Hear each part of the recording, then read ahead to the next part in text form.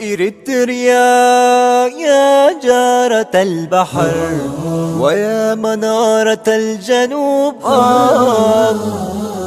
إريتريا يا درة البحر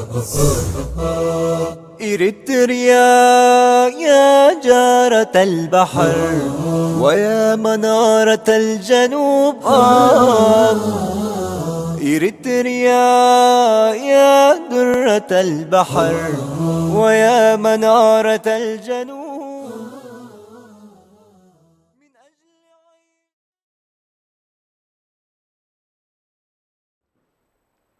بسم الله الرحمن الرحيم.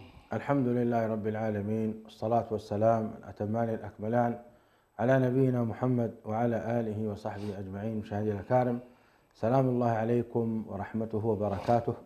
أهلا وسهلا ومرحبا بكم في حلقة جديدة من برنامجكم قضايا إريتريا.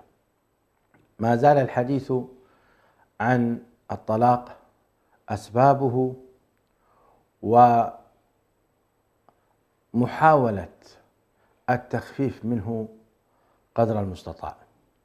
وقبل أن نخوض في معترك الحوار حول هذه القضية الكبرى، نتذكر نحن وإياكم ما يمر به إخواننا المستضعفين في غزة وفلسطين وفي كل مكان، سائلين الله تبارك وتعالى أن ينصرهم على الكيان الصهيوني المحتل الغاشم ومن عاونهم من الدول الفاجرة والمجرمة التي تدعمهم علنا وسرا، فكلهم داخلون في الإجرام. فنسأل الله سبحانه وتعالى بقوته وجبروته أن يهلك الصهاينة وأن يدمر دولتهم. أحببت أن أبدأ بهذا حتى لا نغفل عن إخواننا وما يحصل لهم من دمار وما يحصل لهم من تأبيد، وأيضا لعل دعوة مستجابة من أبناء الأمة الإسلامية لهم فتنصرهم، فإن الله سبحانه وتعالى قال: قل ما يعبأ بكم ربي لولا دعاؤكم. فلا تنسوا إخوانكم من الدعاء ومن النصر بما تجود به أنفسكم من المال والتأييد والدعاء. بارك الله فيكم. في هذه الحلقة أرحب بشيخي أستاذي الدكتور حسن سلمان الداعية المعروف، وأرحب بكم أيضا، وأرحب بالأستاذة منى سعيد والأستاذة منال، وأرحب بكم أيضا يا من ترغبون أن تشاركوا معنا في هذه الحلقة. وإن أنسى فلا أنسى أن أرحب بالأستاذة حياة أم سامي. أهلا وسهلا بالجميع. الحقيقة دعوني أقرأ عليكم بعض التقارير التي وردت في أسباب الطلاق عموما في 2000 تقريبا خلال 10 سنوات أو 20 سنة الماضية إلى 2024. إحدى الجهات العلمية رصدت أسباب الطلاق، من أهمها أقرأها عليكم سريعا ثم نناقشها إن شاء الله مع شيخنا الشيخ حسن ونناقشها معكم. أولا الخيانة. 2 عدم مقدرة الزوج على تأمين مستلزمات الأسرة. 3 اختلاف أسلوب الزوجين في تربية الأبناء. 4 عدم الاحترام المتبادل. 5 عدم التفاهم وتشبث بالرأي والعناد. 6 عدم تفهم كل من الشريكين شخصية الآخر. 7 عدم التوافق الجنسي مما يعني عدم الإشباع وفتور العلاقات الجنسية. 8 عدم التكافؤ العلمي والثقافي. 9 الغياب المتكرر عن المنزل. 10 الأفكار النسوية ورغبة المرأة في الحرية والاستقلال. 11 العصبية والغضب السريع والمشاحنات وضعف لغة الحوار. هذه أبرز أسباب الطلاق. وهناك أسباب للتخفيف من الطلاق نؤخرها إلى نهاية الحلقة إن شاء الله، ونصدرها لكم بما خرج به هذا التقرير من توصيات حكيمة للتقليل من قضية الطلاق وحفظ الأسرة. حياكم الله شيخ حسن، يا مرحبا بكم.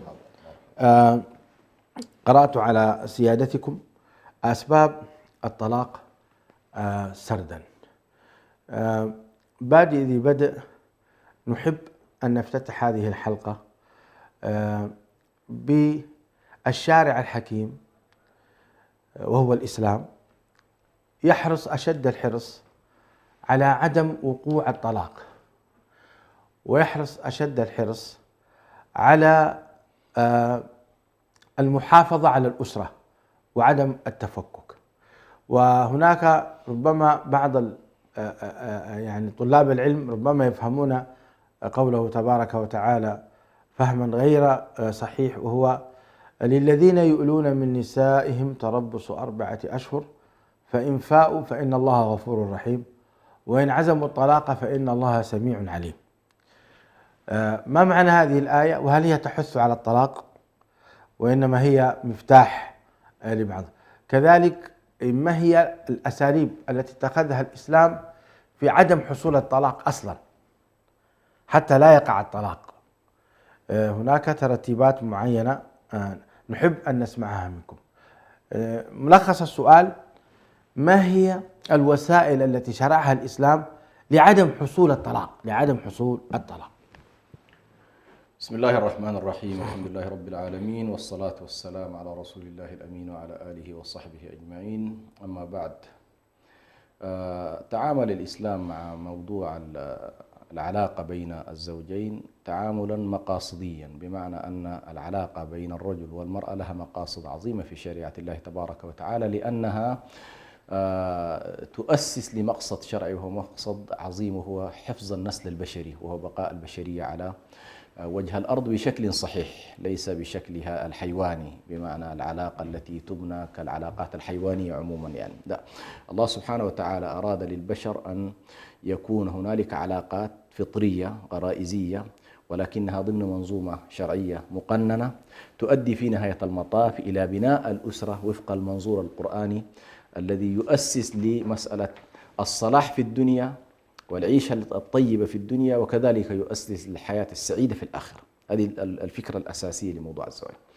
وبالتالي منذ البداية حرصت الشريعة على أن والله عند الاختيار، يعني قبل أن تدخل أنت أصلا على فكرة الزواج، البدايات التي تؤسس عليها الزواج هي المقدمات الأساسية اللي من خلالها على الأقل تحصل كثير من الحماية لألا يقع هذا الطلاق في النهايات. نعم، تنكح المرأة ل4، تنكح لكذا، فكثير من الناس للأسف الشديد تظفر بذات الدين. نعم. فالفكرة الأساسية أنه والله يربطك الإسلام بالقيم الدينية أكثر من القيم المادية.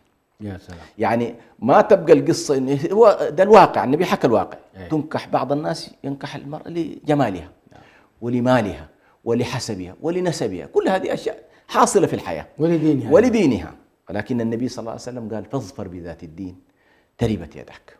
ولذلك النبي صلى الله عليه وسلم أيضا يقول إذا جاءكم من ترضون دينه وخلقه فزوجوه، إذا صح الحديث يعني. فهذه النقطة الأولى، وهو كيف تستطيع أن تختار ذات الدين. يعني تأتي قضية في حفظ الأسرة وعدم الطلاق أنك تختار الزوجة الدينة الطيبة المباركة. أحسن. فمثلا الذي اختار المرأة لجمالها، الجمال مع الوقت سيمضي وستأتي من هي أجمل منها، خاصة إذا لا ويشبع منها أصلا في شهر. خلاص، أيوه، في شهر انتهى الموضوع. وبالتالي هو ما راعى البعد الآخر. أيضا الذي يتزوجها للمال، المال قد يذهب، ليس بلازم أن تكون دائما هي صاحبة مال وغنية. الحسب أيضا ليس هنالك شيء ثابت، بعض الناس يرفع الله من يشاء ويخفض من يشاء. لكن الشيء الوحيد الذي سبحان الله يمكن أن ينمو مع الإنسان إلى أن يلقى الله هو موضوع الدين. موضوع الدين. فأنت تتدرج فيه ما بين الإسلام والإيمان والإحسان، يعني أنت في تدرج مستمر.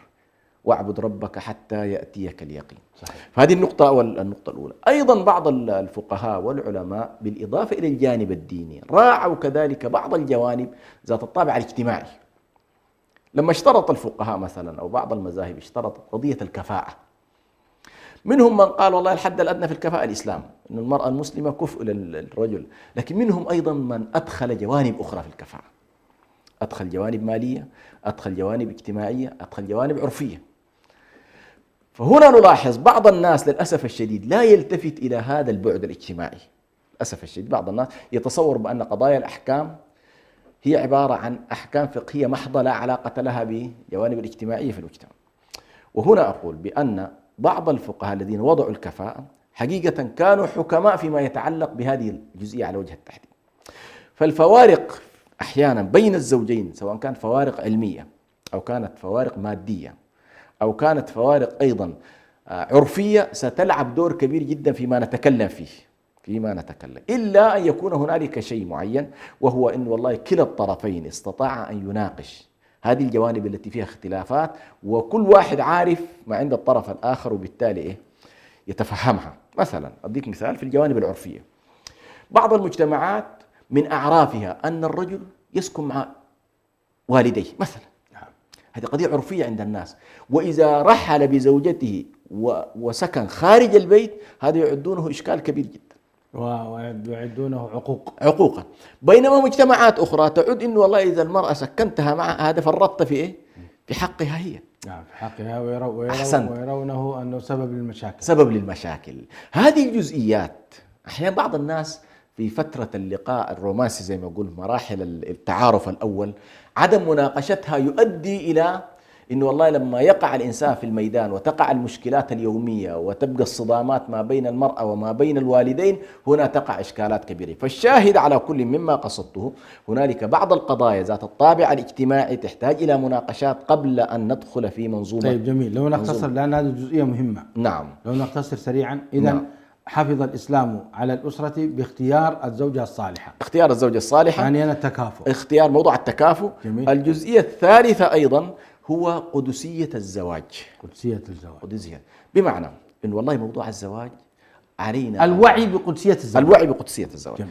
كلا الزوجين وهما يقدمان على الزواج يجب أن لا تكون القضية هي إشباع نزوة عابرة، ولكنه ميثاق مع الله قبل أن يكون ميثاق بين الزوجين. سبحان الله. نعم. وأخذنا منكم ميثاقا غليظا ولا تتخذوا آيات الله. هذه الجزئية سبحان الله، جزئية الميثاق الغليظ، وأن هذا الميثاق ليس مع الزوج والزوج، لا هو مع الله سبحانه. ودي طبعا تنقل الزواج من علاقة شخصية بين الرجل والمرأة إلى علاقة إلى علاقة قدسية معه.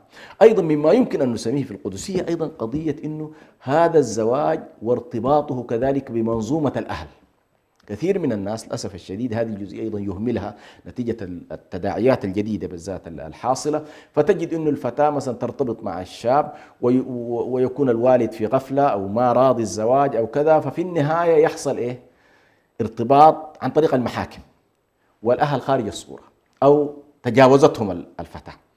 هنا إشكالية أيضا من الإشكاليات التي تقع حقيقة من خلال أنها لم تراعي منظومة الولاية. يعني لماذا حرصت الشريعة على وجود شاهدين وعلى وجود الولي لماذا؟ كل ذلك حفاظا على منظومة الزواج سترتبط. طيب وين عضل الولي؟ عضل الولي هذه قضية أخرى. يعني البنت دي تحب الراجل ده، نعم، تحبه صحيح وتريده على سنة الله ورسوله، نعم. لماذا الولي الشريعة عالجت قضية العدل. أنا أتكلم الآن في الوضع. فإن ذهبت وزنت به عملت لها مشكلة كبيرة. نعم. وقلتم إنها زانية. نعم. وإن تزوجته في المحكمة قلتم إنها عاقة. أحسنت. أين تذهب؟ الشريعة سبحان الله أي شكل من أشكال المظالم رفعته في موضوع الزواج، فهي أعطت الوالد هذا الرجل الذي ربى وأنجب وكفل وكل أعطاه الحق في أن يكون وليا بشرط أن لا يظلم. بشرط أن لا يظلم. جميل. إذا ظلم تسحب منه الولاية. إما أن تذهب إلى أقرب عصبة فتذهب إلى العم مثلا، والله لو يا عمي أبي كذا كذا كذا تولى أنت أمري. يمكن أن تأخذ عمها أو تأخذ أخيها أو تأخذ أي شخص على كل من العصب وتذهب به إلى المحكمة وتعرض أمرها هنا. لكن المجتمع لا يقبلها يا شيخ حسن، المجتمع يراها أنها منبوذة. هي واحدة من الإشكالات، نحن نحتاج إلى التوعية إنه والله حتى منظومة الولاية الأولياء عليهم أن يدركوا هذا، إنه والله. طيب في قوله تعالى واللاتي تخافون نشوزهن فعظوهن واهجروهن في المضاجع واضربوهن فإن أطعنكم فلا تبغوا عليهن سبيلا. نعم. أليست هذه من وسائل الحفظ على الأسرة حتى لا يقع الطلاق؟ هذه طبعا مراحل لاحقة، نحن لازلنا لم ندخل بعد. أنا الآن قاعد أؤسس فقط للبدايات. طيب فمن ضمن البدايات يعني أنا مستعجل. أحسنت. عشان بس الوقت لا يداهمنا معنا ساعة واحدة. من ضمن البدايات اللي هو قضية الولاية. جزاك الله. بعد ذلك دخلنا إلى الزواج. دخلنا إلى الزواج منظومة الحقوق والواجبات. جميل. يعني مثلا من ضمن منظومة الحقوق والواجبات مسألة العشرة بين الزوجين، اللي هي والله هذه المرأة لها حقوق الفراش مثلا. جميل. لا بد الرجل أن يكون على من ضمن الأشياء هذه. طبعا أثناء في البدايات هنالك شيء اسمه العيوب في الفقه الإسلامي ندرسه، مثلا عيوب الزواج. صحيح. تصور واحدة من الإشكالات مثلا أن يكون هنالك عجز في القدرة الجنسية. عيوبها محددة، حددت لك الشريعة. جاء الرجل في اليوم الأول وجدت المرأة هنالك عيب لم يكشفه لها، من حقها من البداية أن تقول والله هذا الزواج قد تنقضه وقتا وقد تنقضه معه. لكن الحياة يمنعها شيخ حسن، وقد رأينا وقفنا على بعض الحالات، يعني قضية مهمة. أي نعم. معلش سامحني. نعم. وجدنا أن بعض الأسر فوجئت ابنتهم بأن الزوج ليس عنده قدرة جنسية، ومكثت معه عاما كاملا ولم يقربها. نعم. وانكسرت. فإن تحدثت مع أهلها الحياة يمنعها. نعم. وإن جاءت إلى بيت زوجها نعم. ما في أي اتصال في هذا الجانب. نعم. وهي تريد، فأصبحت في حيرة شديدة. فبعد فترة يعني زمنية وسألتها أمها، اضطرت أن تخبرها أمها. نعم. هي للأسف الشديد طبعا المجتمعات سبحان الله في هذه الأمور أحيانا تغلب جانب العيب، إنه والله تظل الحياة والعيب. لكن خلينا نقول زي ما قال الصحابة رضوان، قال رحم الله نساء الأنصار. نساء الأنصار كانوا بالنسبة للقرشيات زي ما متطورات جدا يعني. فكانت الواحدة منها تأتي إلى النبي صلى الله عليه وسلم وتسأله أشياء ما كانت القرشية تسأل. ولذلك عمر بن الخطاب قال للنساء الأنصار جرأنا علينا نساءنا، يعني كان في السابق قال ما كنا نعدهن شيئا. هكذا كان، يعني لا تلام المرأة إذا ذهبت إذا كانت وجدت يعني زوجها أقل شيء أي. تذهب إلى والدها إلى والدتها أقرب الناس على الأقل، تخبرهم بسرها، تتشاور معهم في الحل. ليس إشكال يعني الآن لا نطالبها بأن تفشل، لا، قد تذهب وإن والله تتناقش الأسرة كيف يحل هذا الموضوع، وقد يحل بالتي هي أحسن دونه. يعني مثلا بعض الناس يحرص إنه والله خلاص هذا الموضوع حتى لا يضر بالرجل، يأخذ فترة يتفقوا عليها جميعا ثم يقع يقع الطلاق. ولكن هذه المرأة عمليا صحيح هي تزوجت لكنها بكر. طيب الرجل لماذا لم يخبرها بهذا؟ هذه واحدة من الإشكالات. يعتبر خداع. أحسنت. يعني هناك من الرجال من يسكت عن هذه الأمور، ولذلك هذا السكوت الذي سكته يضيع عليه حقوق أيضا. هو لما نحصل في معالجة إشكال العيب هنا أنت السبب، يعني أنت الذي أخفيت عيبك. هي إذا أخفت عيبها من حقك أن تتخذ. هل لها المهر كاملا؟ المهر له علاقة بالدخول. دخل بها وخلى بها انتهى الموضوع. هي والسبب هو طبعا ما تستطيع الآن هو يقول والله العيب فيها. لو كان العيب فيها لقلنا ربما ينظر في موضوع المهر، لكن بما أن العيب من الرجل وقد دخل بها وكان سببا في أن يعني هذا الآن يحق لها أن تطلب الطلاق لهذا السبب الكبير. يحق لها أن تطلب الطلاق للعيب. هذه من البدايات الآن نحن قاعدين نتكلم البداية، لأنه بعض النساء كما تفضلت تقع في إشكال وتعيش مع رجل، إما أنها من الوهلة الأولى تدرك أن الرجل فيه عيوب ولا تستطيع أن تستمر معه، أو ربما قضية النظرة الشرعية. شيخ حسن أحسنت. النظرة الشرعية أيضا بعض النساء نعم ترفض تماما الكشف إلا عن وجهها ويديها. نعم، هذه على كل موضوع فإذا جاء الزوج نعم. ورآها بهذا الشكل وظن أنها مثلا ذات جمال نعم. ويفاجأ ليلة العرس بأن لا جمال يعجبه نعم. ولا أمور يعني تفصيلية تعجبه، ويبقى في نفسه نعم. يعني في خاطره شيء. نعم. هذا الخاطر في أي سبب من أسباب التافهة يؤدي به إلى الطلاق. أحسنت. تعليقكم؟ هو سبحان الله موضوع الرؤية له علاقة أيضا بالجانب النفسي شيخ قرآن. يعني سبحان الله عسى أن يؤدم بينكم أو أن يرى منها ما يسره. فقضية إنه والله المرأة تحرص فقط إنه والله بس وتفهم، للأسف الشديد تفهم هذا الشريعة ليست هكذا. لا شريعة هكذا، هذا عرفنا، تقول لك هذا عرفنا وهذا هو ما تعودنا عليه. هذا خطأ. وبعض الناس نتيجة انه نحن اليوم في عالم يا شيخ برهان عالم منفتح جدا، فأنت تريد أن تقدم على زواج مع امرأة من حقها أن ترى منك ما يعجبها، وأن ترى منها أيضا أنت ما يعجبك. يا شيخ حسن المشكلة ما هي غريبة، وبينما إذا هي ذهبت إلى عملها أو إلى وظيفتها ربما ذهبت متبرجة تبرجا كاملا. نعم، تشدد لما يجي على لما يجي يخطب تروح تلبس الحجاب. هذه المفاهيم، هذه واحدة من الإشكالات أيضا كما تفضلت، واحد من الإشكال. أنا أعرف للأسف بعض الإخوة يقول لي ما رأيتها إلا ليلة الدخلة، امتنعت، يقول وأهلها قالوا نحن ما عندنا واحد طلقها في ليلة الدخلة. فهذه إشكاليات. قال إنا لله وإنا إليه راجعون، لما رآها قال إنا لله وإنا إليه راجعون، الحق بأهلك. سبحان الله. طبعا هذه كلها مخالفات للشريعة.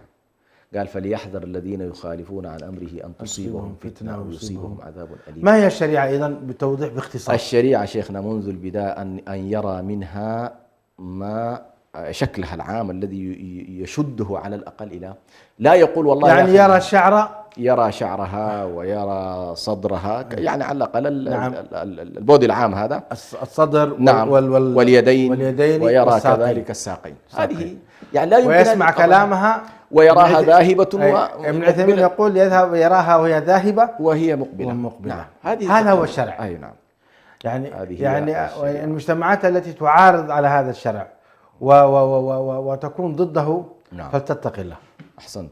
جميل. فهذه تقريبا الاشياء. بعد ذلك زي ما ذكرنا موضوع انه والله الحقوق الزوجيه، موضوع أيوة. دخلت المراه بيتها، دخلت البيت، هنا حصل خلاف قضيه الحقوق والواجبات، وعلى كل طرف طبعا حقوق. حصل هنالك خلاف، ايضا وضعت الشريعه من الاعتبارات ما يجعل هذا الطلاق ايضا لا يصل الى منتهاه. فمثلا جعلت الشريعه ان يكون الطلاق على 3 مراحل: الطلقه الاولى والطلقه الثانيه والطلقه الثالثه. لا قبل ان نصل للطلقات الوعظ والارشاد. لا جاي أحسنت جزاك الله. يعني مثلا قبل أن يقع الطلاق أولا نظمت الشريعة الخطوات، منها ابتداء موضوع الصلح بين الزوجين. وقعت مشكلة يكون هنالك الصلح بين الزوجين، وهذه أعيد إلى النقطة الأولى وهي الأهل، لأن الشريعة حالت إلى حكمين من الأهل الذين يتجاوزون الأهل. إشكالية هذه ستواجههم. قبل الأهل يا شيخ، أليس الزوج يعني مطلوب منه أن يناصح زوجته؟ نعم، وهي مطلوب منها أيوة أن تناصح. نعم. يعني الرجال إنما النساء شقائق الرجال. نعم. فإذا كان الله عز وجل يقول في المرأة وهي أكثر ما تخطئ على زوجها نعم. فاللاتي تخافون نشوزهن فعظوهن واهجروهن. يصلح للرجل وللمرأة. صحيح. تعظه ويعظها. تعظه أيضا نعم. تقول له يا أخي إذا ما تصلي أنا راح أروح بيت أهلي. نعم. إذا ما تصلي وتتقي الله أنا، إذا ما تترك الخمر نعم. أنا بروح بيت أهلي مثلا. هذا ليس من الوعظ. صحيح. يا شيخ حسن. نعم.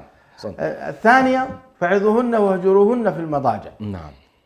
لكن المرأة هل يجوز لها أن تهجر زوجها؟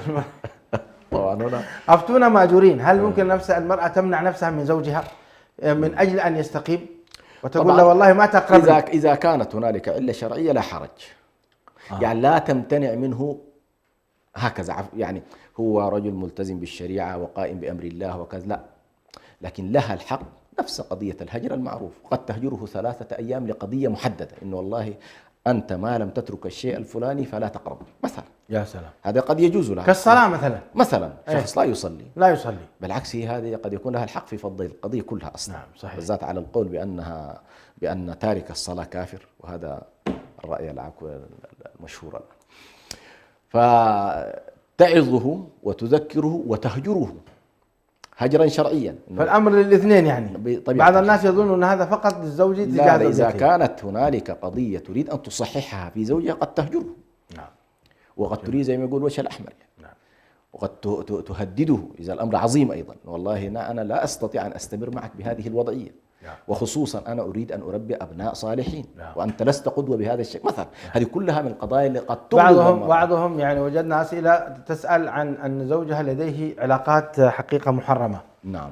مع بعض النساء وكذا، علاقات محرمة. ما موقفها في هذه الحالة شيخ حسن؟ بنفس الطريقة، تبين له، تنصحه، تذكره، قد تعقد له مجلس. قد تأخذ له مجلس. نعم. ما تتركه هكذا. لا ما تتركه هكذا. نعم. بالعكس، لأنه هذه المآلات التي ستصل إليها خطيرة جدا، يعني الذي سيصل إليها.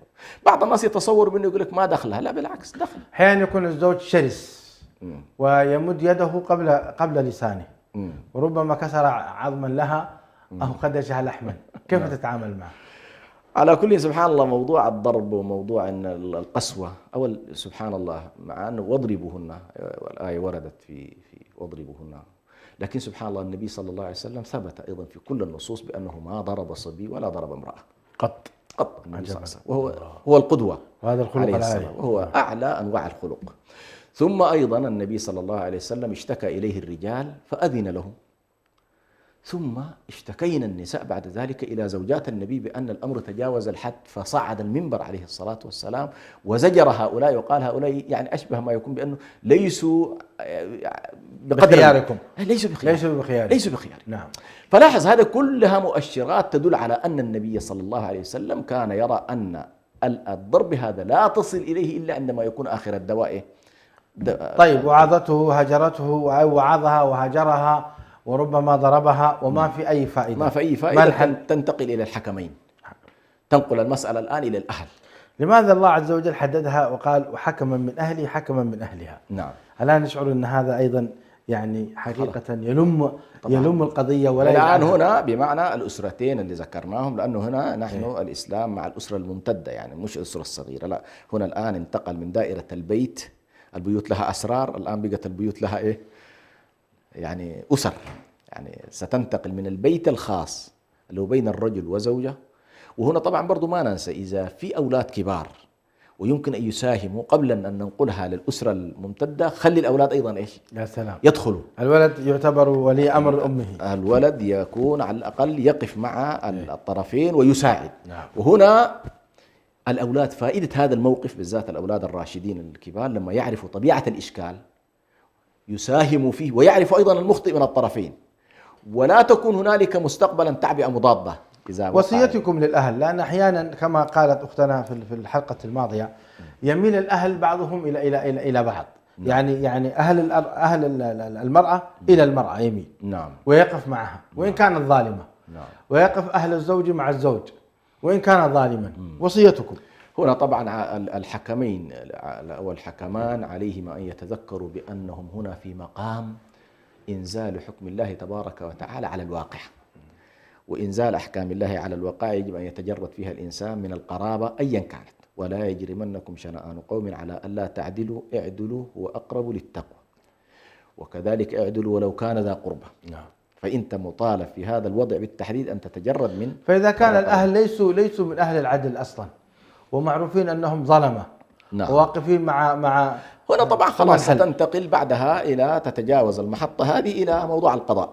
هنا المحطة هذه نسميها موضوع الصلح أو انتخاب من العقلاء ومن أهل الفضل. نعم. يستشير كذلك. نعم. من الأقرباء، يعني نفس الأسرتين قد يأخذوا معهم في جلستهم أحد أهل العلم. طيب، يئسنا من الصلح بينهم، يئسنا من الصلح، ننتقل إلى القضاء والمحاكم. وحصل الآن عند القضاء أيضا، القضاء حاول أن يصلح، ما في أي مجال، كيف يحصل الطلاق؟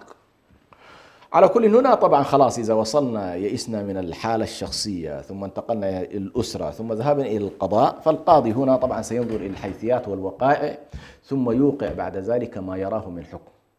طبعا فائدة القضاء أنه سيلزم الطرفين، لأنه الإلزام هنا إلزام قضائي هو، والإلزام القضائي فيه مترتبات، فيه موضوع النفقة، فيه موضوع السكنة، فيه يعني مجموعة. لا، أنا أقصد أيضا الطلاق نفسه كيف يوقعه الذي يوقع. الحلقة الماضية ذكرت نعم شيء من هذا، يا ريتك تذكرنا أيضا. بعض الرجال يعني يغضب فيطلق بالثلاث. يغضب فيطلق. كيف يوقع هنا طبعا كيف يوقع الطلاق هنا بعيدا عن المحاكم. الآن المحاكم هذه قصتها أخرى يعني. لكن هنا الآن خلاص الرجل شعر بأنه والله، حتى قد لا يحتاج إلى المحاكم إذا هو وصل إلى قناعة بأنه والله من خلال الأهل ومن خلال الأمور رأى بأنه والله الأمور ذاهبة إلى ما لا تحمد عقباه، لا يحتاج إلى المحاكم. هو عليه أن يوقع الطلاق، ولكن بخطواته كذلك، وهو ما نسميه بالطلاق السني. وهو طبعا هنا فيها جدية أكثر من الوعظ والهجر والأمور، إنه والله خلاص أنا سأتخذ قرار حاسم في العلاقة بيننا مثلا، فهل هي في حالة طهر أم هي في حالة حيض؟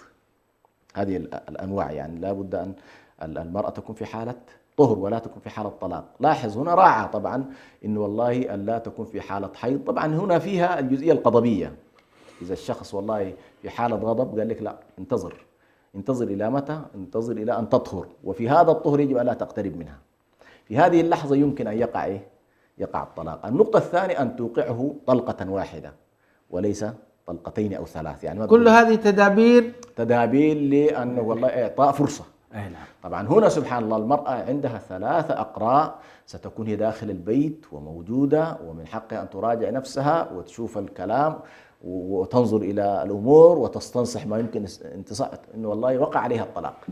هنا بطبيعة الحال ستأخذ مدتها أيا كان، خاصة إذا كانت هنا من أهل الحيض ف3 أقراء، وإن كانت حامل فسيستمر الطلاق إلى نهاية الحمل، وإن كنا من اللائي يئسن ف3 أشهر، واللائي لم يحضن كذلك 3 أشهر. إذن هذه هي المدد التي سيحصل فيها الطلاق الرجعي. جميل. الطلاق الرجعي. هنالك نوع آخر قد لا يكون الطلاق من الرجل، كون المرأة هي وصلت مرحلة إنه والله لا سبيل للاستمرار معنا، فهنا عندنا إيش؟ موضوع الخلع. إذا كان هو عنده حق الطلاق وإيقاع الطلاق، فهي عندها حق إيش؟ أن تختلع منه. أن تختلع منه بمعنى أن تتنازل عن حقوقها المالية في سبيل أن تملك نفسها. جميل. وتطلق من هذا الرجل. جميل. طبعا الفرق بين الاثنين أن الطلاق الذي يوقعه الرجل طلاقا رجعيا، والطلاق الذي يكون خلعا طلاقا بائنا. جميل. يعني الرجل ليس له الحق إذا هي اختلعت منه، لا يحق له في فترة الاختلاع هذه أن هي عندها العدة، لكن ليس له الحق في أن يطالب بالرجعة لأنه أخذ ماله. جميل. لكنه يملك ال3. لا يملك بعد الخلع. أيوة طبعا عنده. لكن قصدي لا يستطيع أن يرجعها في هذه الطريقة. لا يبانت منه. خلاص بانت منه. نعم وذهابا. أحسنت جزاكم الله خير. طيب معنا من الأخوات من جاهزة؟ الأستاذة منى، السلام عليكم ورحمة الله، أهلا وسهلا بك. وعليكم السلام ورحمة الله وبركاته، يعطيكم ألف عافية مشايخنا الكرام. أستاذة منى، أنت الآن سمعتي كيف أن الإسلام حافظ على الأسرة قبل أن يقدم الرجل على الزواج، وحافظ على الأسرة في داخل معمعة الزواج أيضا، وشرع شرائع مما فيه أن يحافظ على الأسرة. فإذا كان ولا بد من الطلاق أجازه وهو مبغض له. تعليقك على هذا؟ يعطيك ألف عافية شيخ برهان. أنا راح أرجع لكلام الشيخ حسن للبدايات. البدايات في بدايات الزواج. الآن أعطيت القوامة للرجل،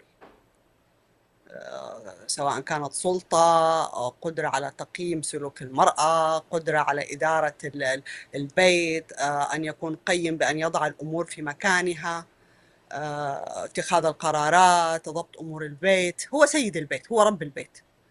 نعم. هل يحتاج الرجل قبل التقدم لخطبة المرأة أو التوجه لهذا الزواج إلى تدرب مثلا، أو أن يأخذ معلومات أكثر في إدارة هذا البيت؟ كم من الشباب هذول اللي يتزوجون هذه الأيام هم جاهزين لأن يقيموا هذا البيت، أن يكونون سادة في مكانهم قادرين على ضبط هذه الأمور؟ وهل هذا القدرة على ضبط هذه الأمور أو القوامة هذه نعطيه مسؤولية أكبر في إدارة البيت ووصول هذا البيت إلى الطلاق؟ يعني المرأة مو من فراغ يصلون إلى الطلاق، في تراكمات كثيرة إذا دخلنا في المرحلة الثانية اللي هي الحقوق والواجبات.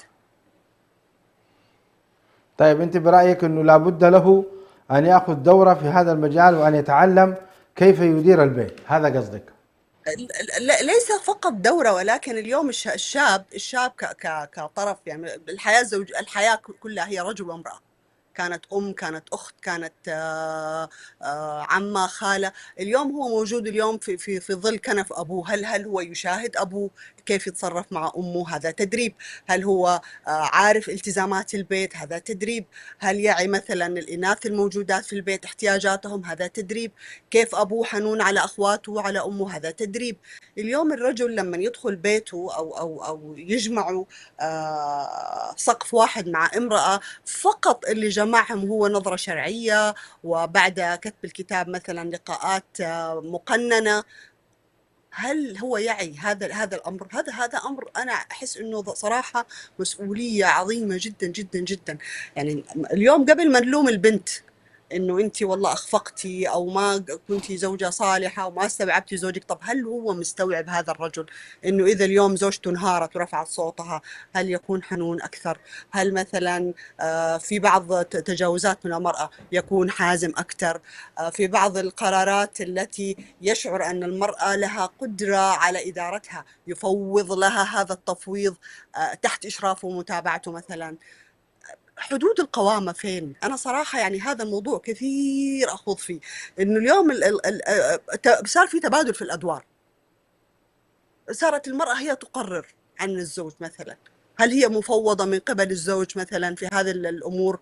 وين الرجال؟ الرجال هو اللي اتخذ قرارات. لا، اليوم صارت المرأة تتخذ قرارات. طيب أوكي، إذا وصلت لمرحلة ما قدرت، وقفت، اليوم هي تقرر وتقرر وتنظم عمليات مالية، تنظم عمليات إدارية تربوية للأولاد، وصلت لباب مسدود. جات عند الزوج وقالت له يا أبو فلان ترى احنا اليوم عندنا هذا الإشكال. هل هو ما زال موقن إنه هذه مسؤوليته بس هو فوضها يجي دوره، ولا حيقولها قومي ما توجعي لي راسي، ما أبغى أتناقش في هذا؟ كثير من هذه المشاكل أشوف إنه هي المرأة صارت مكبلة بالأعباء، طيب الزوجة انت صارت انت مكبلة ايش الحل بالأعباء. اللي تشوفيه؟ فعلا هذه الامور أنا موجوده أشوف موجوده إن واقعيا. ما الحل الذي انت القوامة ترينه؟ هذه تدريب القوامة. يعي الرجل أن ما هو دوره، الدور الكبير الذي ملقى على الرجل، حتى ما كانت توصل للطلاق. إذا فقد الحوار مثلا، أحد أسباب الطلاق أنا يا ريت تضيفها شيخ برهان، لأن عدم وجود حوار. تصل مضافه تصل موجوده. تصل آه أيوة، ما في حوار بين الرجل والمرأة، يصلون إلى الطلاق. طب تكلمتوا، جلستوا، ناقشتوا، ولا يعيون. بعض الرجال والنساء ما في وعي لآداب الحوار. طب انتوا جلستوا اليوم عارفين انتوا حتتكلموا عن القضية اللي حتتكلموا عنها، كيف يعني هل انت حتوصلوا استاذه لحلول؟ منى، يا ام انس، هل انت تتصوري ان الرجل يعني لا يفهم ان مسؤوليه النفقه عليه؟ هو غافل عن مسؤوليه ضبط الاوراق، الإقامات، تجديدها، شهادات الميلاد، مسؤولية هذه الأوراق والإثباتات التي هي أهم من الأكل والشرب. هل تظنين أن الرجل غافل عن هذا؟ هل تظنين أن الرجل غير يعني فيما يتعلق بسداد أجار البيوت أنه هو غير مبالي وأنه خليها تجي كما تجي؟ هل تتوقعين أن هذا الرجل الذي دخل الآن بيت وبنى أسرة، أساسا هو بنى أسرة وهو الذي استأجر البيت وهو الذي فعل وكذا وكذا، ثم في معمعة الحياة تغير؟ يعني سؤالي إليك الآن، السؤال الأول، هل هو فعلا جاهل أنه هو متحمل هذه المسؤولية؟ ثانيا، لماذا يتغير في داخل البيت؟ جاهل بهذه المسؤولية، نعم، في بعض الجوانب ايوه، يس، في ما في بعد نظر. يعني ما يعي مثلا لما يدخل للحياة الزوجية هو مو مستوعب مثلا يكون، أو حتى عارف ولكن يقول لك يا أخي ظروف الحياة خلاص أنا مكمل يعني مشواري. مهمل. وهذه هي إذا فقط هو احنا مهمل، ما بنتكلم في عن أحد قضية. يجهل. مهمل. يا أي مهمل هذا، ما شيخ في أحد برهان، يجهل أن أنا النفقة لا عليه. أرى. أيوة. يا شيخ برهان، أنا اليوم ما بتكلم بس عن النفقة. انت اليوم ما تتكلم عن النفقه. فهو اذا تزوج الشباب، اذا تزوج وهم عايشين مع بعض في بيت واحد، فهي النفقه قائمه. هو جايب للبيت. ولكن انا بتكلم عن كل الأمور. اليوم يجي شاب يشتكي إنه زوجته مثلا والله ما تطبخ له مثلا، سبب بسيط للطلاق، يقول لك والله أنا أجي البيت تعبان كادد من شغلي، زوجتي ما تطبخ، وتصير قصة وحكاية ومشكلة كبيرة. والله أنا أرى الرجل اللي وصل لهذه المرحلة إنه عنده مشكلة في القوامة، عنده مشكلة في القوامة، عنده نعم. مشكلة في إدارة الأمور. إن أنت اليوم مقبل على مشروع كبير جدا، هو ليس فقط الزواج هو مشوار حياة. أنت اليوم ما تزوجت هذه المرأة وأخذتها عشان تعيش معاها يوم ولا يومين، هذه رفقة طيب عمرك. لخصي لنا إذا كلامك، من معك البداية، الآن 30 ثانية، معك القوامة 30 ثانية، لخصي لنا كلامك. أنا أرى يا شيخ برهان إنه كثير من التدريب في البدايات، كثير من التدريب وفهم لمعنى الحياة الزوجية، إنه هي مشوار حياة، وكيف تأسس وكيف تربي وكيف تحتضن. كثير من القصص نسمعها يصلون للطلاق قبل أن يصل للحوار، إيجاد كثير من الكلام قبل كثير من الحوار بينهم. الشيخ ذكر إنه الحوار الذي يتم قبل الزواج فيما يحب ويكره الزوج وما تحب وتكره الزوجة، ضبط الخلاف، عدم التكافؤ في بعض الجوانب إن كانت بسيطة، ذكرها أيضا أفضل. هذا كله أنا أرى 90% إذا كان الزوج فاهم معنى القوامة فلن يقع طلاق. شكرا إذا أستاذة فاهم معنى منى، القوامة. ابقي معنا لنهاية الحلقة لعلنا نعود إليك. شيخ حسن، تعليقكم على كلام أستاذة منى. والله أنا أقول فيما يتعلق بموضوع التأهيل والتدريب، حتى لو جعلناه ليس إلزاما شرعيا ولكنه من الإلزامات القانونية اللي ممكن والله تفعلها المؤسسات الرسمية مثلا، إنه والله إذا كان الفقهاء ينصون على أن الشخص لا يجوز له أن يقبل على أمر حتى يعلم حكم الله فيه. طيب أنت الآن داخل على الزواج، ما هي أحكام الزواج؟ ما هي الواجبات؟ ما هي الشروط؟ ما هي المستحبات؟ كأحكام. لأنه كما تفضلت كثير من الناس يكون والله هو عارف الأشياء عرفيا لكن لا يعرفها شرعيا. يعني الآن قضية النفقة، ما الذي يجب عليه؟ ما هو الحد الأدنى؟ ما هو الحد الأعلى؟ المهور وأحكامها، الأوراق، الإثباتات، هذه كلها بعض الآباء يا شيخ حسن يهمل. نعم. فنحن محتاجين، أنا في تقديري حتى لو قننت إنه والله أن تكون هنالك دورة تأهيلية لكلا الزوجين فيما يتعلق بالجوانب الشرعية وبعض الجوانب أيضا الاجتماعية. بعض البلدان يجيبون عليهم قبل النكاح أن يفحصوا الفحص الطبي مثلا، هذه ولا يتم العقد أصلا إلا بعد الفحص الطبي. هذا يهتمون صحيا، صحيح، أيوة نعم، ولا لكن لا يهتمون يهتمون معنويا وشرعيا. فأنا في رأيي هذا أهم بكثير من الجانب. فكما أنك والله تطالبهم بشهادة الشهادة الصحية، لا أنا ما دار أقول شهادة، لكن خلينا نقول نوجه الشباب على الأقل، أو مفروض تكون في مراكز معنية بهذا الملف بحيث والله تقدم استشارات قبلية وليست بعدية. كثير من الناس يقول لك والله بعد الزواج يمشي يفكر الآن في إيش؟ في البحث عن مستشار. لا، أمشي قبل ذلك وتعرف على الأحكام الشرعية بالتفصيل، زي ما لا يجوز لتاجر أو لرجل أعمال أن يدخل إلى السوق قبل أن يعرف أحكامه، وكذلك لكن أنا شايف الأستاذة منى مركزة على قضية القوامة. ماذا تعني كلمة القوامة؟ هل هي فقط النفقة؟ لا، القوامة باختصار شديد شيخنا هي سلطة القرار إن صح التعبير. سلطة القرار في الأسرة كلها، وهذه ليست فقط في الجانب المالي، في الجانب التربوي والجانب المالي والجانب الاجتماعي. كثير من القضايا في النهاية صحيح أن الرجل يجري ما يلزم من مشاورات، من مناقشات، من حوار، من كذا، لكن لا بد أن تكون هنالك درجة من الدرجات يحسن فيها الرجل مصير البيت في اتجاه معين، اللي هي الولاية باختصار، اللي هي الولاية اللي فضلها الله تبارك وتعالى وعدها درجة من الدرجات خاصة بها الرجال. طيب نستمع إلى مداخلة الأستاذة حياة. حياك الله يا أم سامي، أهلا وسهلا ومرحبا. السلام عليكم. الأستاذة حياة جاهزة؟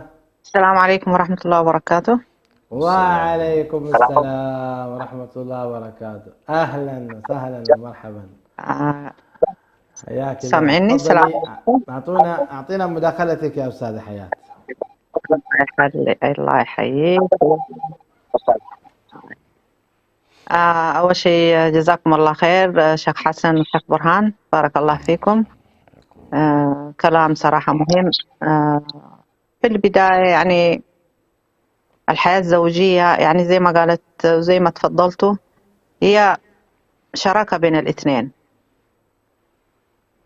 يعني في البداية يكون الاختيار صح زي ما قال سبحان الله، يعني زي ما أمر ربنا، كيف أختار الحرمة، كيف أختار الراجل، مسؤولية الأهالي. بعد كده دخلنا الحياة الزوجية،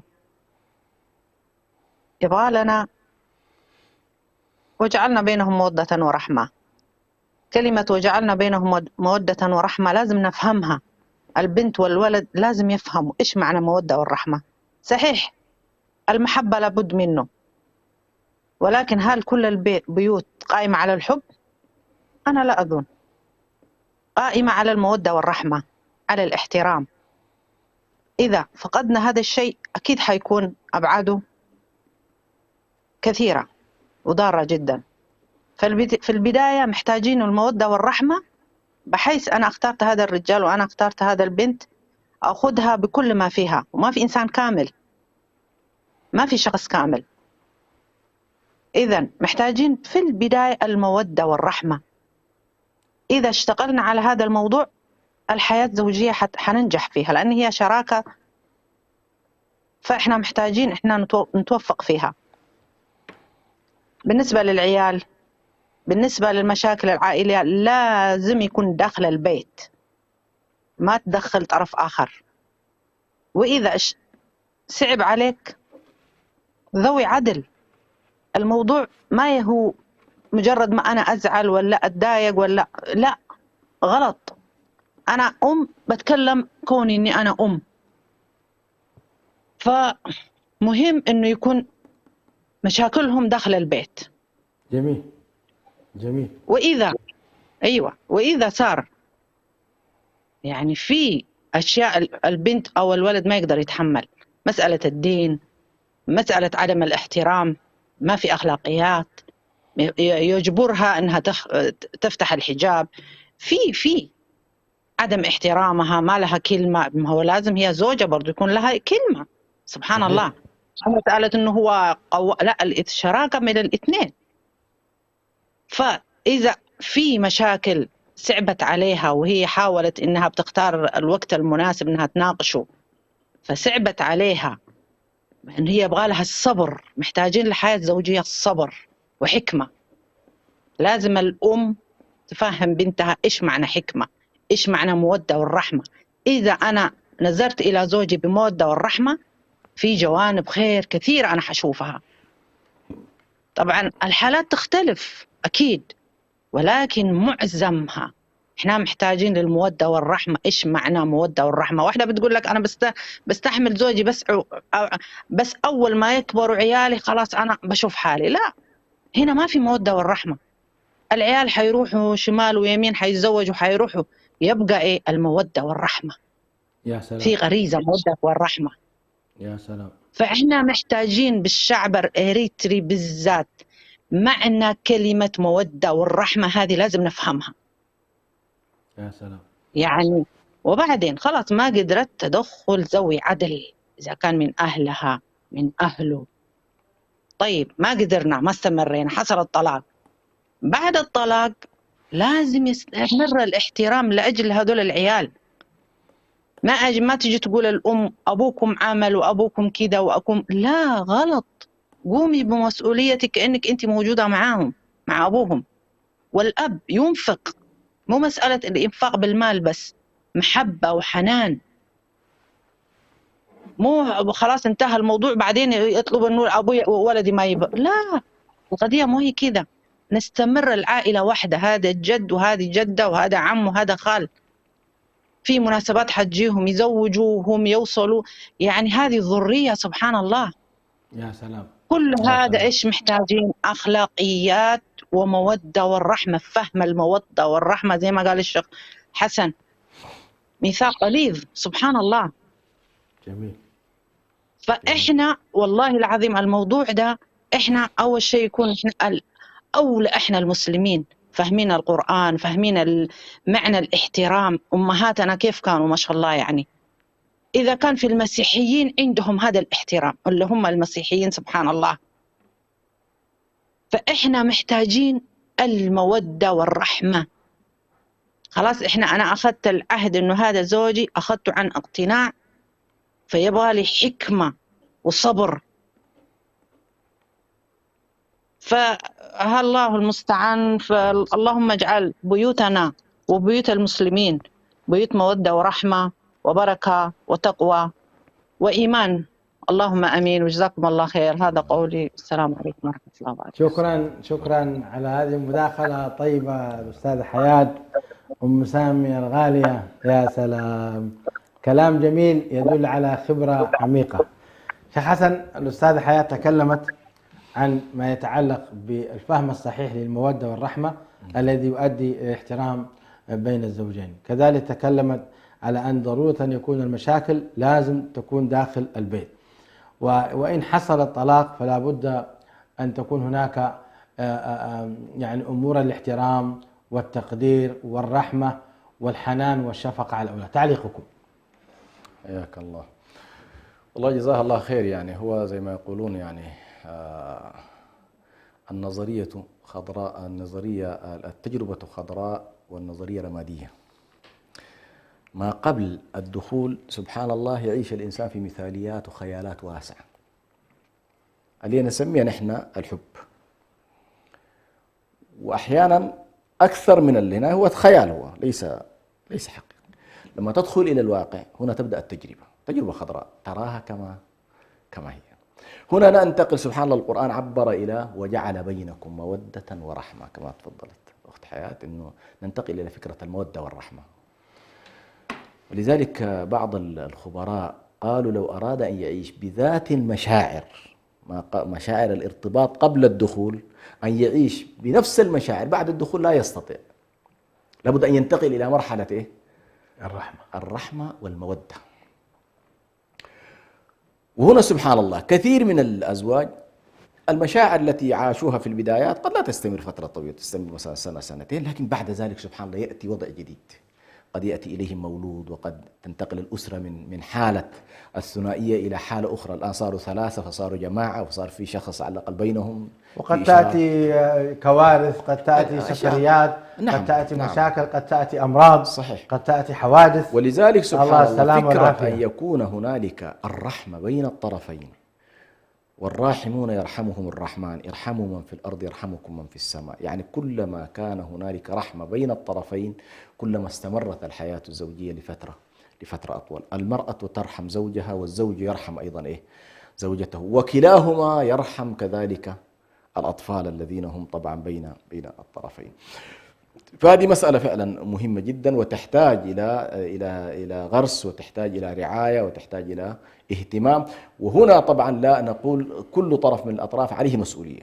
فمثلا كما يقولون المرأة عليها مسؤولية أكبر في تقديري في كثير من امتصاص ما يمكن أن نسميه بحرارة وشرارة الرجل. الرجل يأتي من الخارج وهو متعب، وهو منهك، وهو مرهق. بعض النساء سبحان الله يطرحن المشكلات مع دخول الزوج، لكن المرأة الذكية، المرأة التي عندها خبرة، لا يمكن أن تطرح المشكلات مع دخول الرجل إلى البيت وهو مرهق ومتعب، لا، تتحين الفرصة التي يمكن أن يتقبل فيها الكلام. صحيح. فهذه نحتاج على كل إلى خبرة للمرأة ثم أيضا الطريقة التي تطرح بها. بعض النساء يطرحن دائما مشكلاتهم في صورة التحدي. هناك مشكلة تتكرر في كثير من البيوت، إلزام الرجل للمرأة بنزع الحجاب للزوجة، يأمرها، يأخذها متدينة من بيتها محجبة، فإذا بنى بها يأمرها بنزع الحجاب. نعم. كذلك أيضا يأمرها بالاختلاط مع أصحابه وأصدقائه، وأنها تجلس بكامل زينتها. لماذا؟ لأن أزواجهم أيضا يجلسن معهم في كامل التبرج. ولذلك أنا لا يمكن أجلس مع أصدقائي بأزواجهم وأنا أمنع زوجتي من ذلك. تعليقكم؟ طبعا دي واحدة من الإشكالات للأسف الشديد نتيجة التأثر بالحضارة الغربية. يعني ما في أصلا في حضارتنا الإسلامية فكرة إنك أنت والله تلزم المرأة بأنها تجالس الرجال أو تختلط معهم أو تأخذها معك في برامجك، هذه كلها للأسف الشديد اختلطت علينا مع الواقع.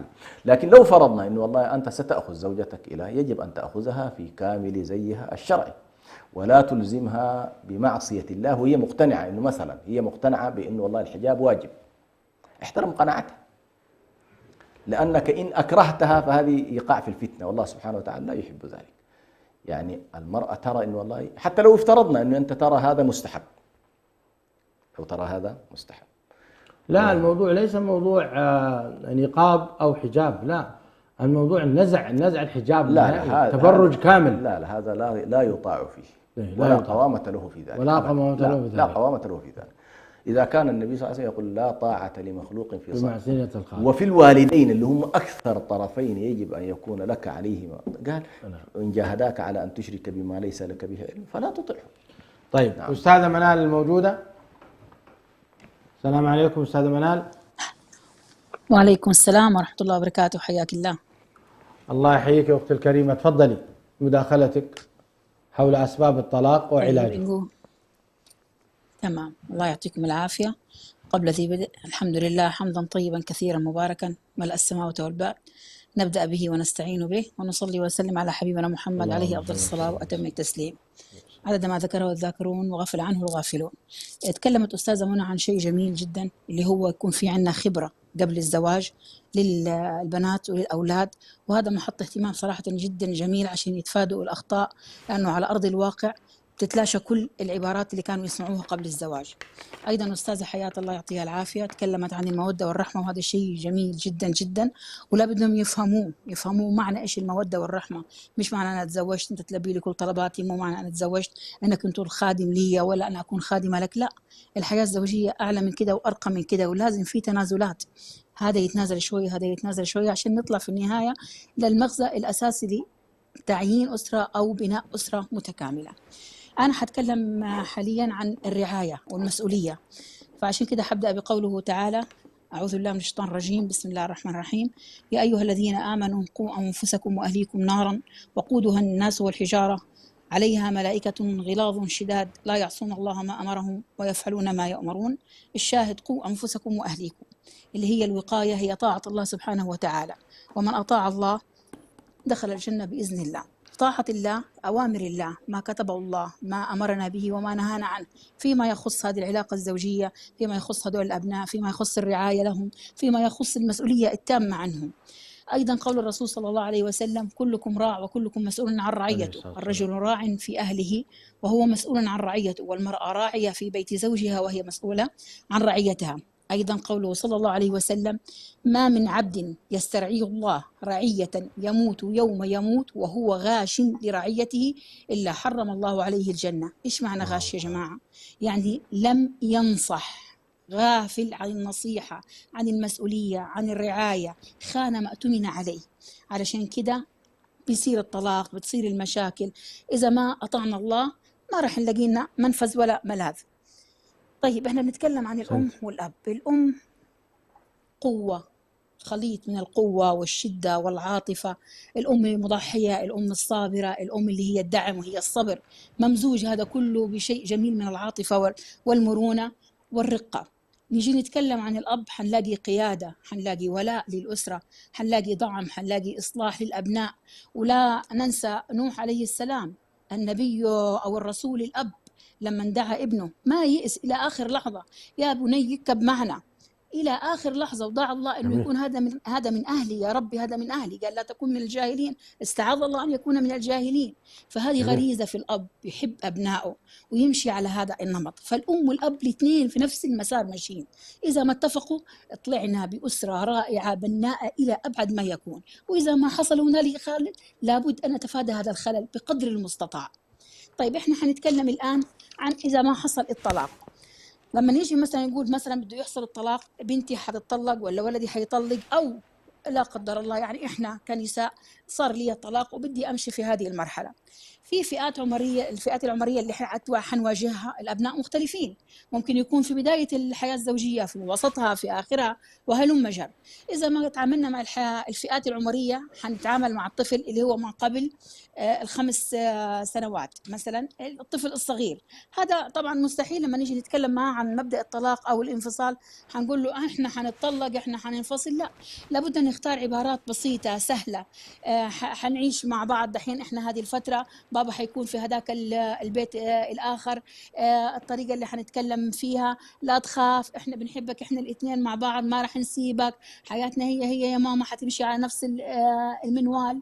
إذا ما تكلمنا مع أطفال من 8 إلى 10 سنوات حيكون حق الطفل، حنقول له ممكن يبكي، ممكن يحزن، ناخده في حضننا، نعطيه الدعم، نعطيه الحنان، نعطيه إنه هو أنت في النهاية، إحنا أنا وبابا حتى لو اختلفنا يا ماما، في النهاية أنت الحبيب، أنت اللي عامل مشترك ما بيننا، ما رح يتغير عليك شيء بقدر المستطاع. يمكن أشياء بسيطة تتغير لكن في النهاية أنت حتكون مبسوط.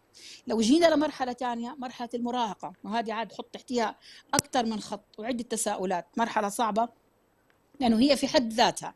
المراهق بيمر بتغيرات فسيولوجية في الجسد، في التفكير، في النمط، في كيف إنه يكون عنيد، كيف زي ما أنتم عارفين ناحية المراهقة مرة صعبة. فهنا لما يجي يتكلم حتتكلم معاه عن الطلاق بمعنى الطلاق، لأنه هو واعي وفاهم وعارف إيش معنى كلمة طلاق، إيش معنى شجار، شايف المسائل قاعدة تتفاقم، شايف إنه حيكون في انفصال. فحنتكلم معاه بطريقة واضحة وبينة، وحنستعمل كلمات تتماشى مع هذا الوضع. أيضا في حالة لما نيجي نتكلم معاه لابد أنه يكون في هنالك شيء من الهدوء، مكان هادئ، مو فوضى عارمة وإحنا رايحين والله في مشوار، ولا الكل بيتكلم وبيشارك وأنا مع أهلي وهذه تلقي كلمة وهذه تلقي كلمة، ما ينفع. احنا كده لوحدنا نيجي كده ونجلس ونتكلم معاه. حتى انه بقول لك في هذه الفتره الولد عشان التغيرات الفسيولوجيه ما صعب انك تعانقه، صعب انك تيجي جنبه، انك تحضنه، ما بيحب هذه الاشياء. فممكن تربط على الكتف، ممكن تشيل بالايادي نفسها، كيف بدك تضم انت اياديك بنفسها، احنا حنكون مع بعض، تمسك الايادي، تلمح بالايحاءات الجسديه. الفتاه لها غير وضع اخر، امسكها، احضنها، احط ايدي على ايدها، يا ماما، من هذا الكلام. واذا ما كان في الفئه العمريه اللي هي في الثانويه وما بعد، طبعا هذا بيكون التعامل معه واضح وبين وهين ولين باذن الله، لانه حيكون متفهم اكثر فاكثر.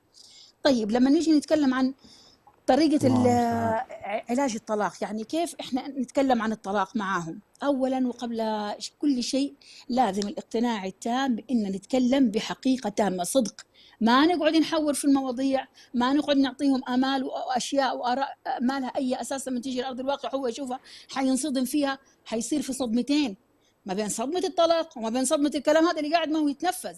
فلازم نكون صادقين واضحين جليين أمامهم. لابد من مناقشة الجوانب الاجتماعية. أنت حتعيش مع مين يا ماما؟ حيكون فين مكانك؟ حيكون مثلا ممكن أنا حطلع من هذا الحين بيت الزوج، هروح لبيت أهلي، هل في بيت أهلي حيكون مكان مخصص لي أنا وهو زي ما كنا كل واحد في غرفة؟ كيف هذه الأمور لازم إنه يعرفها وينتبه ليها ويخلي باله عليها، وننتبه للأسئلة اللي هو حيقولها. حيكون في 60 سؤال وسؤال، وفي أطفال ما راح يتكلموا ولا حيفتحوا تمهم وحيكونوا في حالة صمت، لازم إحنا نشرح ونحاول نوضح لأنه هو مش قادر يتكلم. نتكلم عن الجوانب النفسية، ما يدور في خلدهم، نناقش معاهم الوضع دحين آمن ولا غير آمن، لأنه هو حاليا في وضع سلب منه السلام، هو حاليا كده في صراع مع نفسه، ما في سلام. نتكلم عن الناحية الاقتصادية، المصاريف، المدارس، الأمور الأخرى، أنت مصروفك، اللبس، ما اللبس، الأكل، الخرجات، لازم يكون في عنده إحاطة بهذه الأمور كلها. نيجي بعد كده الاستعداد للأجوبة، لابد أن نكون مستعدين أو على قدر معين من اللي حنلاقيه من أسئلة تواجهنا. أنا لي غرفة، أنا ألعابي حاخدها، أنا كيف حزور بابا، هو حيجينا، طب حنشوف أهلنا، وكمان المشكلة ممكن تكون أعظم كمان لو انتقل من مدينة إلى مدينة، فشوف الاختلاف كمان كيف في الأصدقاء، في الأهل، في البعد في نفس المدينة. هذه كلها يعني أشياء بتترتب وبتنحط على الأطفال لما يجي يصير مسألة الطلاق. فمسألة الطلاق في حد ذاتها أصلا شيء موجع وشيء مؤلم، فما بالك أيضا بتغيرات أخرى تطرأ عليهم. لابد أن نخلي نفسنا واعيين لهذه الأمور. في نصائح للأبناء في حالة حدوث الطلاق برضو زي ما قلت لكم: الصدق، الاحتواء، إظهار الجانب الحب ونعتمد عليه اعتماد كلي في هذه المرحلة. عدم الشجار، تجنب العبارات الحادة بين الزوجين. والله بدنا نتكلم، بدنا نتناقش، وممكن يعلى صوتنا إذا ما يكون ما بين أبنائنا. خلاص بدنا نتكلم عن الطلاق، ناخذ مكان تاني، نطلع في مكان تاني، في بيت أهلك، في بيت أهلي، نتفق على مكان نطلع فيه، بحيث إنه لو صار في أي نقاش أو أي شد نبتعد عن هذه الأمور إنها تكون أمام الأطفال. طيب وصار الطلاق وإحنا ماشيين في الطلاق، نخلي بالنا لما يجي يعيش هذا الولد أو هذه البنت الألعاب، بالذات الألعاب وأنا بركز عليها يا جماعة، البلاي ستيشن والإكس بوكس هذا أونلاين وبيفتحوا وبيسمعوا مع بعض، وممكن يكونوا عارفين عن المشاكل ويقعدوا يجرحوا في بعض ويتكلموا مع بعض. نخلي بالنا لهذه النقطة ونكون معززين الثقة التامة فيه، إنه حتى لو انفصلنا إحنا برضو أبوك هو أبوك، أمك هي أمك، الحياة ماشية يا ماما، هذا أمر من رب العالمين نزل وإحنا قاعدين بنطبقه لأنه استحالت العلاقة ما بيننا، لكن يا إحنا سلام. بنحبكم وإحنا ماشيين معاكم. يا هذه سلام. نقطة. نقطة ثانية، يبعدوا تماما عن ألعاب العنف. نخلي بالنا ألعاب العنف، وحاليا في صراع في داخله، لما يدخل في ألعاب العنف هذه والقتل والإجرام والطخ، ترى ممكن تكون نزعة ويقويها عنده. نخلي بالنا كمان لهذا الأمر.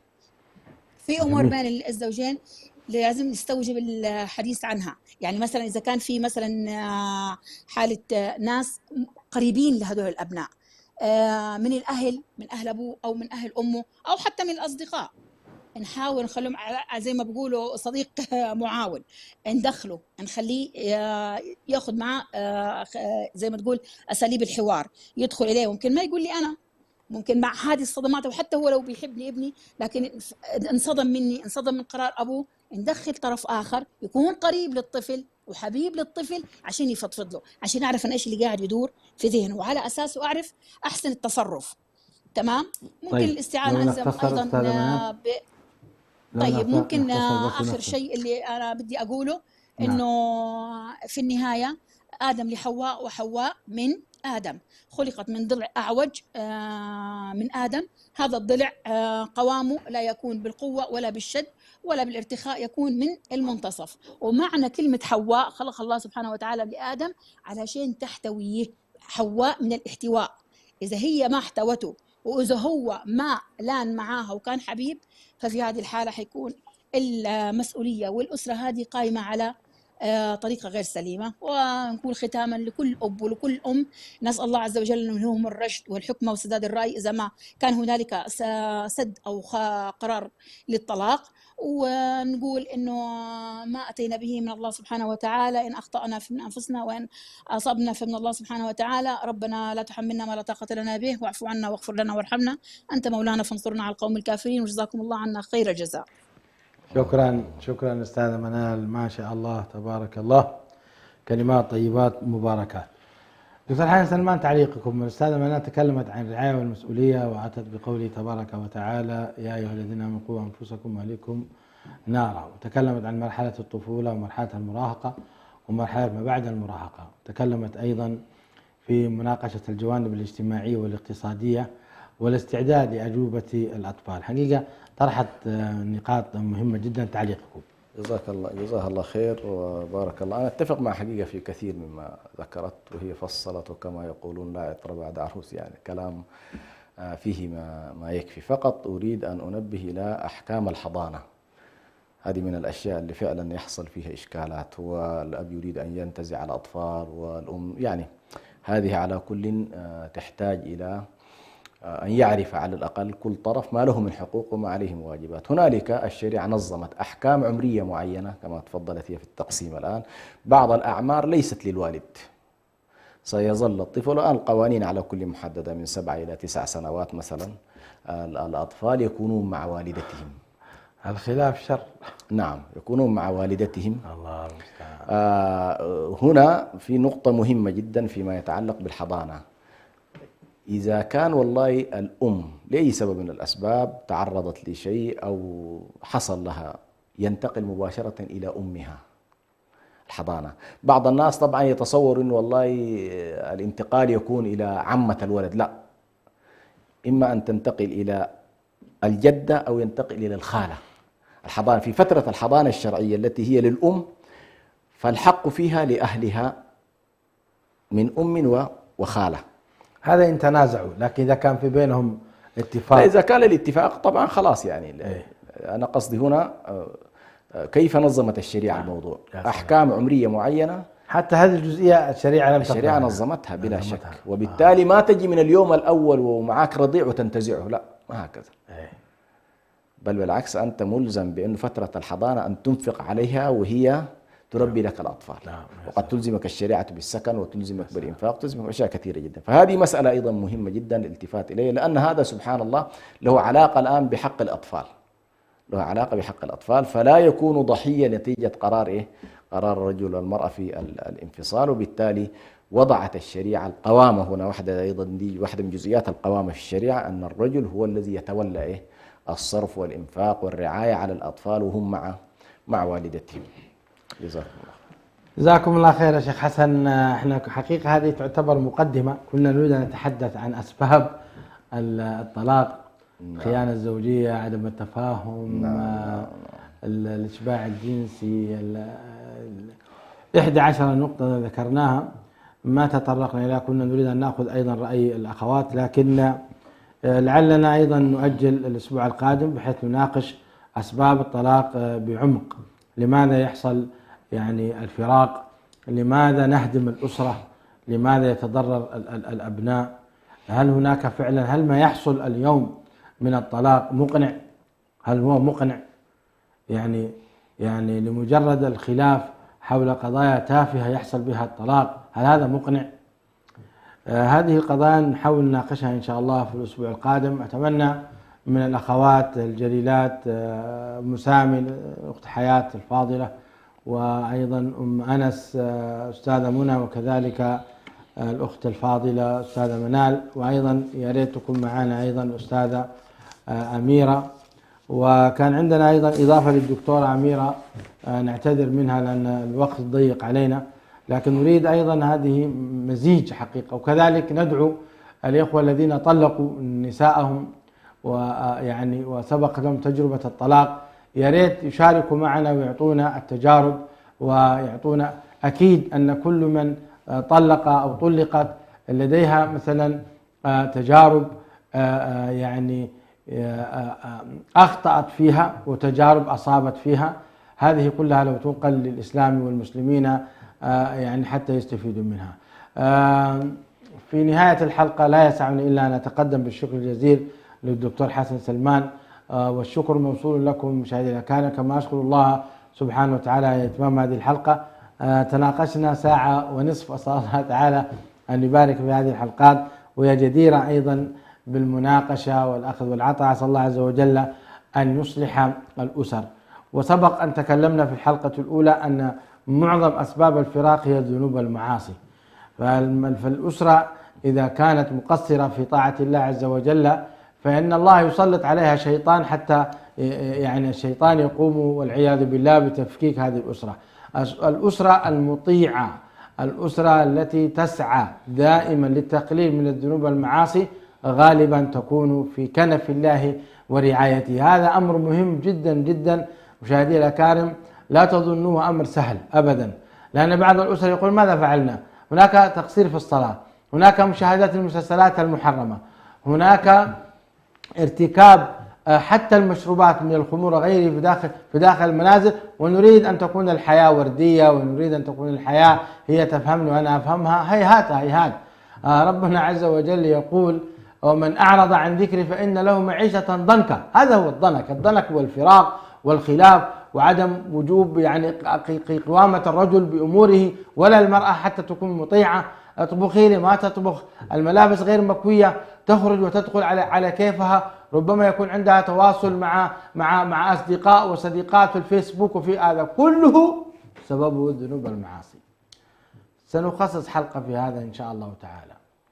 أكرر شكري وتقديري لكم، والسلام عليكم ورحمة الله.